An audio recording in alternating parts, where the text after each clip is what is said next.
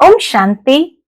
आज 6 मार्च 2025 को हम सतगुरु बाबा के अनमोल श्रीमत भरे मधुर महावाक्य सुनेंगे।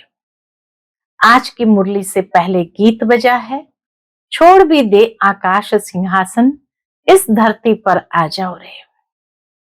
तो बाबा आज कहे कि बच्चे, तुम सभी आत्माएं भी इस भ्रुकुटी के सिंहासन पर आकर बैठी हो। मुझे अपना कोई सिंहासन तो है नहीं, इसलिए मैं इस दादा के सिंहासन पर उनकी आत्मा के बाजू में आकर बैठता हूं।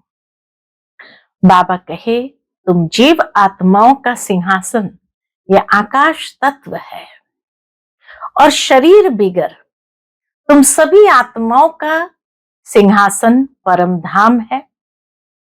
उस परम धाम को बाबा का सिंहासन भी कहेंगे, जहां सभी आत्माएं स्टार के रूप में विराजमान है। जिस तरह बाबा कहे आकाश में सितारे खड़े हैं, ऐसे ही परमधाम में भी आत्मरूपी सितारे सभी बिना शरीर के वहां निवास करते हैं।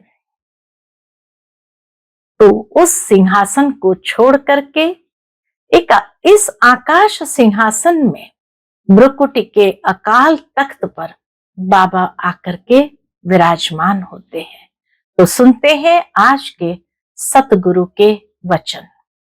ओम शांति। जैसे तुम आत्माओं को ये शरीर रूपी सिंहासन मिला है, ऐसे बाप भी इस दादा के सिंहासन पर विराजमान है। उन्हें अपना सिंहासन नहीं है। आज की मुरली से प्रश्न है, जिन बच्चों को ईश्वरीय संतान की स्मृति रहती है, उनकी निशानी क्या होगी? उत्तर, उनका सच्चा लव एक बाप से होगा। ईश्वरीय संतान कभी भी लड़ेंगे झगड़ेंगे नहीं। उनकी कुदृष्टि कभी नहीं हो सकती। जब ब्रह्मा कुमार कुमारी अर्थात बहन भाई बने तो गंदी दृष्टि जा नहीं सकती। आज की मुरली से पहले गीत बजा है, छोड़ भी दे आकाश सिंहासन, इस धरती पर आ जाओ रे। ओम शांति। अब बच्चे जानते हैं, बाबा ने आकाश सिंहासन छोड़कर अब दादा के तन को अपना सिंहासन बनाया है। वह छोड़कर यहां आकर बैठे हैं। शिव बाबा परमधाम छोड़कर यहां आकर बैठे हैं। ये आकाश तत्व तो है जीव आत्माओं का सिंहासन। आत्माओं का सिंहासन है वह महतत्व, जहां तुम आत्माएं बिगर शरीर रहती थी। जैसे आकाश में सितारे खड़े हैं, वैसे तुम आत्माएं भी बहुत छोटी छोटी वहां रहती हो। बाबा कहे, जैसे आकाश में सितारे खड़े हैं ना, वैसे ही तुम आत्माएं भी बहुत छोटी छोटी वहां रहती हो। आत्मा को दिव्य दृष्टि बिगर देखा नहीं जा सकता। तुम बच्चों को अभी यह ज्ञान है। जैसे स्टार कितना छोटा है, वैसे आत्माएं भी बिंदी मिसल है। अब बाप ने सिंहासन तो छोड़ दिया है। बाप कहते हैं, तुम आत्माएं भी सिंहासन छोड़कर यहां इस शरीर को अपना सिंहासन बनाती हो। परमधाम का सिंहासन छोड़कर इस शरीर में विराजमान होती, अर्थात इसे अपना सिंहासन बनाती है। मुझे भी जरूर शरीर चाहिए, मुझे बुलाते ही है पति दुनिया में। गीत है ना, दूर देश का रहने वाला आया देश पर आए। तुम आत्माएं जहां रहती हो, वह है तुम आत्माओं का और बाबा का देश। फिर तुम स्वर्ग में जाते हो, जिसकी बाबा स्थापना कराते हैं। बाप खुद उस स्वर्ग में नहीं जाते हैं जिस दुनिया की स्थापना भगवान कराते हैं, लेकिन बाबा उस स्वर्ग में नहीं जाते। खुद तो वाणी से परे वानप्रस्थ में जाकर रहते हैं। स्वर्ग में उनकी दरकार नहीं। बाबा कहे, स्वर्ग में शिव बाबा की दरकार नहीं। वह तो दुख सुख से न्यारे है ना। तुम तो सुख में आते हो तो दुख में भी आते हो। अभी तुम जानते हो हम ब्रह्मा कुमार कुमारियां बहन भाई है। एक दो में कुदृष्टि का ख्याल भी नहीं आना चाहिए। यहाँ तो तुम बाप के सन्मुख बैठे हो, आपस में बहन भाई हो। पवित्र रहने की युक्ति देखो कैसी है। इतनी सुंदर बाबा ने आत्मिक दृष्टि हमारी विकसित की और यही पवित्र रहने की युक्ति है। यह बातें कोई शास्त्र में नहीं है। सभी का बाबा एक है तो सभी बच्चे हो गए ना। बच्चों को आपस में लड़ना झगड़ना भी नहीं चाहिए। इस समय तुम जानते हो हम ईश्वरीय संतान है। पहले आसुरी संतान थे, फिर अब संगम पर ईश्वरीय संतान बने हैं, फिर सतयुग में दैवी संतान होंगे। यह चक्र का बच्चों को मालूम पड़ा है। तुम ब्रह्मा कुमार कुमारियां हो, फिर कभी कुदृष्टि जाएगी नहीं। जब इस स्वमान में भी रहते हैं कि हम ब्रह्मा कुमार कुमारियां हैं, तो बाबा कहे कभी कुदृष्टि जाएगी नहीं। सतयुग में कुदृष्टि होती नहीं। कुदृष्टि रावण राज्य में होती है। तुम बच्चों को सिवाय एक बाप के और कोई की याद नहीं रहनी चाहिए। सबसे जास्ती एक बाप से लव हो जाए, मेरा तो एक शिव बाबा दूसरा न कोई।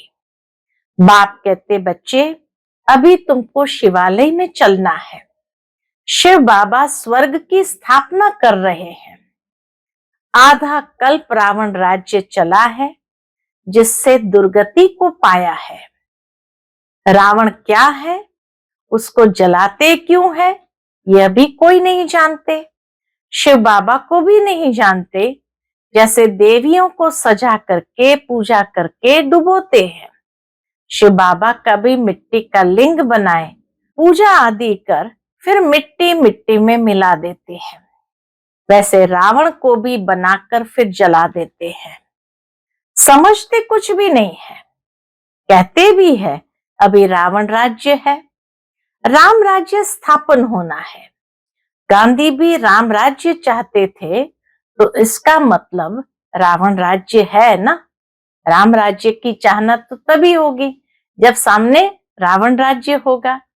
जो बच्चे इस रावण राज्य में कामचिता पर बैठ जल गए थे, बाप आकर फिर से उन पर ज्ञान वर्षा करते हैं और सबका कल्याण करते हैं। जैसे सूखी जमीन पर बरसात पड़ने से घास निकल आता है ना, तुम्हारे पर भी ज्ञान की वर्षा न होने से कितने कंगाल बन गए थे। अभी फिर ज्ञान वर्षा होती है जिससे तुम विश्व के मालिक बन जाएंगे। भल तुम बच्चे गृहस्थ व्यवहार में रहते हो, परंतु अंदर में बहुत खुशी रहनी चाहिए। जैसे कोई गरीब के बच्चे पढ़ते हैं तो पढ़ाई से बैरिस्टर आदि बन जाते हैं। वो भी बड़ों बड़ों के साथ बैठते हैं, खाते पीते हैं। भीलने की बात भी शास्त्र में है ना। अमीर से अमीर की भी बातें हैं, तो भीलने की बात भी शास्त्रों में है ना। तुम बच्चे जानते हो जिन्होंने सबसे जास्ती भक्ति की है, वही सबसे जास्ती ज्ञान आकर लेंगे। सबसे जास्ती शुरू से लेकर तो हमने भक्ति की है, फिर हमको ही बाबा स्वर्ग में पहले पहले भेज देते हैं। यह है ज्ञान युक्त यथार्थ बात। यह है ज्ञान युक्त यथार्थ बात। बरोबर हम ही सो पूज्य थे, फिर सो पुजारी बनते हैं, नीचे उतरते जाते हैं। बच्चों को सारा ज्ञान समझाया जाता है। इस समय ये सारी दुनिया कैसी है? बाबा के इस समय ये सारी दुनिया नास्तिक है। बाप को ही नहीं जानते, नेति नेति कह देते हैं। आगे चलकर ये सन्यासी आदि सब आकर आस्तिक जरूर बनेंगे। कोई एक सन्यासी आ जाए तो भी उन पर सभी विश्वास थोड़ी करेंगे। बाबा कहे कोई एक भी सन्यासी अगर आ जाए, बीके बन जाए, तो भी उन पर सभी विश्वास थोड़ी करेंगे। कहेंगे इन पर बीके ने जादू लगाया है, उनके चेले को गद्दी पर बिठाए उनको उड़ा देंगे। ऐसे बहुत सन्यासी तुम्हारे पास आए हैं, फिर गुम हो जाते हैं। यह है बड़ा वंडरफुल ड्रामा। अभी तुम बच्चे आदि से लेकर अंत तक सब जानते हो। तुम्हारे में भी नंबरवार पुरुषार्थ अनुसार धारणा कर सकते हैं। बाप के पास सारा ज्ञान है, तुम्हारे पास भी होना चाहिए। दिन प्रतिदिन कितने सेंटर्स खुलते रहते हैं। बच्चों को बहुत रहमदिल बनना है। बाप कहते हैं अपने ऊपर भी रहमदिल बनो, बेरहमी नहीं बनो। अपने ऊपर रहम करना है। कैसे कैसे अपने ऊपर रहम करना है, वह भी समझाते रहते हैं। बाप को याद कर पतित से पावन बनना है, फिर कभी पतित बनने का पुरुषार्थ नहीं करना। दृष्टि बड़ी अच्छी चाहिए। हम ब्राह्मण ईश्वरीय संतान है, ईश्वर ने हमको एडॉप्ट किया है ना। अब मनुष्य से देवता बनना है। पहले सूक्ष्म वतनवासी फरिश्ता बनेंगे। अभी तुम फरिश्ते बन रहे हो। अभी पुरुषार्थ हमारा चल रहा है, ब्राह्मण सो फरिश्ता और फरिश्ता सो देवता। तो अभी तुम फरिश्ते बन रहे हो। सूक्ष्म वतन का भी राज बच्चों को समझाया है। यहाँ है टॉकी, सूक्ष्म वतन में है मूवी और मूल वतन में है साइलेंस। सूक्ष्म वतन है फरिश्तों का। जैसे गोस्ट को छाया का शरीर होता है ना, आत्मा को शरीर नहीं मिलता है तो भटकती रहती है, उनको गोस्ट कहा जाता है, भूत कहते हैं ना। उनको इन आंखों से भी देख सकते हैं, कोई कोई देख सकते हैं। यह फिर है सूक्ष्म वतनवासी फरिश्ते। ये सब बातें बहुत समझने की है। मूल वतन, सूक्ष्म वतन, स्थूल वतन, इनका तुमको ज्ञान है। चलते फिरते बुद्धि में ये सारा ज्ञान रहना चाहिए। हम असल मूल वतन के रहवासी हैं। अभी हम वहां जाएंगे वाया सूक्ष्म वतन। बाबा सूक्ष्म वतन इस समय ही रचते हैं। पहले सूक्ष्म फिर स्थूल चाहिए। अभी यह है संगम युग, इनको ईश्वरीय युग कहेंगे। संगम युग को आज बाबा ने नया नाम दिया, इसको ईश्वरीय युग कहेंगे और उनको दैवी युग कहेंगे। सतयुग को दैवी युग कहेंगे। तुम बच्चों को कितनी खुशी होनी चाहिए। कुदृष्टि जाती है फिर ऊंच पद पा न सके। अभी तुम ब्राह्मण ब्राह्मणियां हो ना, फिर घर जाने से भूल नहीं जाना चाहिए। तुम संग दोष में आकर भूल जाते हो। तुम हंस ईश्वरीय संतान हो। तुम्हारी किसी में भी आंतरिक रग नहीं जानी चाहिए। अगर रग जाती है तो कहेंगे मोह की बंदरी। अगर कहीं रग जाती है तो उनको बाबा ने टाइटल दिया, उनको कहा जाएगा मोह की बंदरी। तुम्हारा धंधा ही है सबको पावन बनाना। तुम हो विश्व को स्वर्ग बनाने वाले। कहां वह रावण की आसुरी संतान, कहां तुम ईश्वरीय संतान। तुम बच्चों को अपनी अवस्था एक रस बनाने के लिए सब कुछ देखते हुए जैसे कि देखते ही नहीं है, यह अभ्यास करना है। देखते हुए नहीं देखने का अभ्यास करना है। इसमें बुद्धि को एक रस रखना हिम्मत की बात है। परफेक्ट होने में मेहनत लगती है। संपूर्ण बनने में टाइम चाहिए। जब कर्मातीत अवस्था हो तब वह दृष्टि बैठे, तब तक कुछ न कुछ खींच होती रहेगी। बाबा कहे संपूर्ण बनने में परफेक्ट दृष्टि हो जाएगी, तब तक कुछ न कुछ खींच होती रहेगी। इसमें बिल्कुल उपराम होना पड़ता है। लाइन क्लियर चाहिए। देखते हुए जैसे तुम देखते ही नहीं हो, ऐसा अभ्यास जिसका होगा वही ऊंच पद पाएगा। अभी वह अवस्था थोड़ी है। सन्यासी तो इन बातों को समझते भी नहीं है। यहाँ तो बड़ी मेहनत लगती है। तुम जानते हो, हम भी इस पुरानी दुनिया का सन्यास कर बैठे हैं। बस हमको तो अब स्वीट साइलेंस होम में जाना है, और कोई की बुद्धि में नहीं है जितना तुम्हारी बुद्धि में है। तुम ही जानते हो अब वापस जाना है। शिव भगवान वाच भी है। वह पतित पावन लिबरेटर गाइड है। कृष्ण कोई गाइड नहीं है। इस समय तुम भी सबको रास्ता बताना सीखते हो, इसलिए तुम्हारा नाम पांडव रखा है। पांडव ही सबको सत्य रास्ता बताते हैं। तुम पांडवों की सेना है। अभी तुम देही अभिमानी बने हो। जानते हो अब वापस जाना है। यह पुराना शरीर छोड़ना है। सर्प का मिसाल, भ्रमरी का मिसाल, यह सब है तुम्हारा इस समय का। तुम अभी प्रैक्टिकल में हो, वह तो यह धंधा कर न सके। दुनिया के लोग ये धंधा कर न सके। तुम जानते हो ये कब्रिस्तान है, अब फिर परिस्तान बनना है। तुम्हारे लिए सब दिन लकी है। हमारे लिए बाबा कहे सब दिन लकी है। तुम बच्चे सदैव लकी हो। गुरुवार के दिन बच्चों को स्कूल में बिठाते हैं। ये रस्म चली आती है। तुमको अभी वृक्षपति पढ़ाते हैं, इसलिए बाबा कहे तुम्हारे लिए सब दिन वृक्षपति का दिन है। यह बृहस्पति की दशा तुम्हारी जन्म जन्मांतर चलती है। यह है बेहद की दशा। भक्ति मार्ग में हद की दशाएं चलती हैं। अभी है बेहद की दशा, तो पूरी रीति मेहनत करनी चाहिए। लक्ष्मी नारायण कोई एक तो नहीं है ना, उन्हों की तो डिनाइस्टी होगी ना। जरूर बहुत राज्य करते होंगे। लक्ष्मी नारायण की सूर्यवंशी डिनाइस्टी का राज्य चला है। यह बातें भी तुम्हारी बुद्धि में है। तुम बच्चों को यह भी साक्षात्कार हुआ है कि कैसे राज तिलक देते हैं।